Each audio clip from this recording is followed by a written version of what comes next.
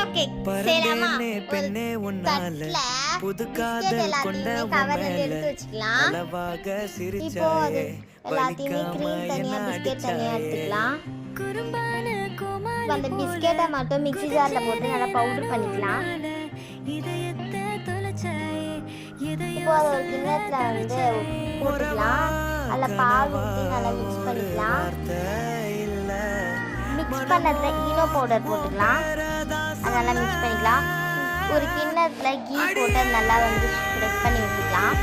இப்போ நம்ம செஞ்சு வச்சிருந்த க்ரீமை வந்து போட்டு விசில் இல்லாமல் குக்கரில் போட்டு வச்சுட்டோன்னா 1/2 மணி நேரத்துக்கு அது நல்லா வெந்தோடனே ஓரத்தில் கத்தி வச்சு நல்லா வந்து எடுத்துக்கலாம். அப்புறமா வந்து அதை கவுத்துக்கலாம். இப்போ 3 லேயருக்கு நம்ம கட் பண்ணிக்கலாம்.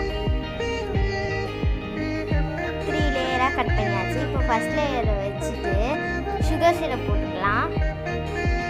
நம்ம க்ரீம் தனியாக வச்சோம்ல, அது டபுள் பாயில் மெத்தடில் நம்ம மெல்ட் பண்ணி அது மேலே நல்லா போட்டுக்கலாம்.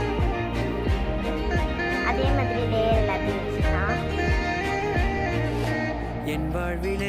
அப்புறமா அது மேலேயும் சுகர் சிரப் போட்டு லாஸ்ட்டாக வந்து மேலே வந்து டெய்ரி மில்கை மெல்ட் பண்ணது, அப்புறமா வந்து நட்ஸு கட் பண்ணி சர்வ் பண்ணோன்னா ஓரியோ கேக் ரெடி.